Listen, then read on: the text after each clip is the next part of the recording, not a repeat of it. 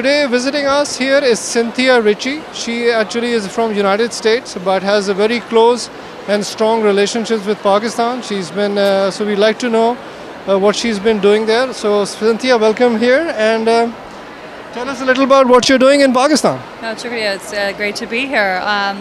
I've been based in Pakistan for the better part of a year and a half, almost 2 years. I've been working in development. I've also been touring a number of hospitals and clinics, getting exposure to the needs of the Pakistani people in the north, the south, as far south as Dadu and Tata village, Makli, as far north as Skardu and Gilgit and Peshawar, Lahore, Islamabad.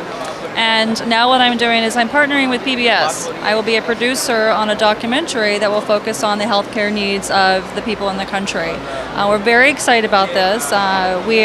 The trend in U.S. now is to start looking for more human positive stories. And this is what our goal will be, is to highlight the incredibly hospitable nature of the people in the country, which I experienced firsthand, but also present the challenges and also the progress that's being made within the country, highlighting what Pakistanis are doing to assist Pakistanis. We'll have a 60-minute segment. We believe this will be some of the first material that will be aired in the U.S. to Western audiences that will actually more accurately portray the Pakistan that I've come to know and love over the past couple of years. Cynthia, you've traveled, you've named quite a few cities, going to Dadu as well as to the northern parts of Pakistan. Ever felt any insecurity in that area? How do you feel people respond to you when you see that you're coming from United States? I have to be quite frank. There were a couple of issues or time periods where things were a little hairy, a little disconcerting, but for the most part, I never once felt that my life was in danger. I was very well taken care of by the community leaders, the individuals that looked after me, fed me, clothed me. And in fact, I remember having one incident where I had a Skype call with my mother a couple of weeks after I was in Pakistan, and so she saw my face for the first time and she said, "Oh, it looks like you've put on some weight." And I said, "Well, probably because everywhere I go, the Pakistanis feed me." And so she said, "Oh, thank God, if they're feeding you, they're taking care of you." So that's one of the things that we had in common, coming from the South and Louisiana and Houston, Texas. Southerners in the United States have a lot in common with the Pakistanis in terms of heritage, family-oriented nature, and everything's about food. Yeah. So everywhere I went, I was fed. Everywhere I went, I was taken care of and looked after. So I was very happy. Now, tell us about this health-related project. So tell us a little bit more about it. What have you found so far? What kind of problems are you facing, or the people are facing in those areas? Is that the source? Is that your point of research there, or your program? Yes. The areas that we'll be traveling to and the individuals that we'll be interviewing are individuals that I've come to know and love over the past couple of years. I've stayed with them in their homes. I've gone to basic health units. I've gone to major medical institutions. I've been in rural areas where I've seen individuals tie an onion around their leg simply because they believe this will help expedite the healing process.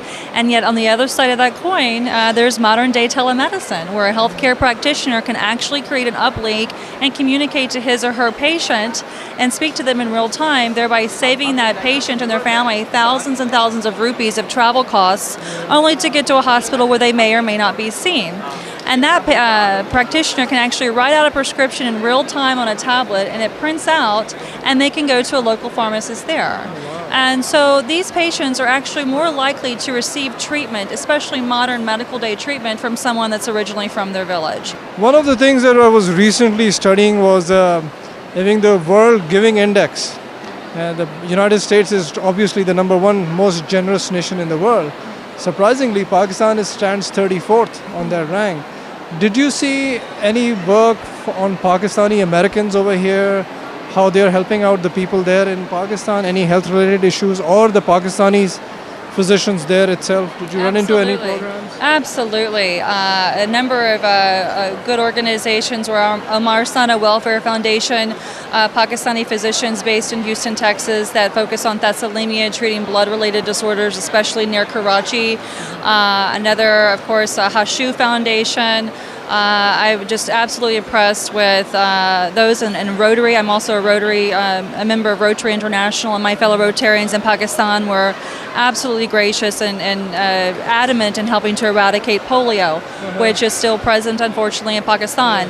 water-related illnesses, bloodborne diseases. These are things that are constantly prevalent and can actually be treated if we had more, and I say we because I almost believe that I'm part Pakistani myself now, but more access to, or better access to clean drinking water. Drinking water that is not necessarily treated by chlorine or chemicals that are carcinogenic, but actually more organic, and that's possible. We can bring that to Pakistan. What is the commonest misconception the Pakistanis have about Americans over there? You know, that is a loaded question. I have been in many situations where Pakistanis have been very unhappy, and rightly so, in my opinion, about American policy. But the one thing that I really appreciated about the Pakistani people was their ability to separate people from policy. I don't work for my government. I have no better idea of what's going on in my government than the average Pakistani knows what's going on in his or her government.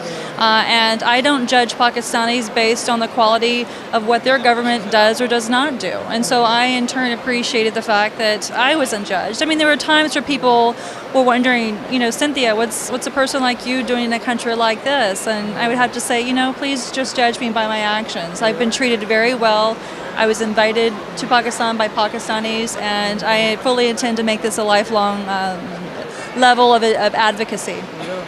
Do you feel media plays a negative role in these perceptions on both sides, Pakistan and America, of creating different image about the people, both of United States and of Pakistanis? Absolutely. I have been extraordinarily unhappy with a lot of the media that I have seen in Pakistan. Not once did I ever see anything positive about the amazing people there or the beautiful countryside. And that should be one of the first things that a responsible journalist should report on. Fair stories. Yes, there are challenges, but there are also many wonderful things going on in that country. The media in Pakistan never presents anything positive about Pakistan or Pakistanis, nor does it present anything positive about America or Americans. And that's creating more of a distance between the people, between the two nations. I believe in people-to-people advocacy, building bridges, and we can absolutely do far more than what our governments are currently doing. That's very, very heartening to hear from that. And I think every person has to work in that regard to do his part, to whether it's Pakistanis or Americans, to build bridges and kind of get to know people in a much more better way. Absolutely. Thank you so much for your efforts. And as you know, we Al Rahman Al Rahim Media Network, also we are all volunteer based, and we are also trying to build bridges between the different communities, different faiths, and also trying to promote a positive image of Pakistan, Pakistanis and Muslims as well. And we are very proud of that. We've been doing it for 10-15 years. It's a volunteer-run organization.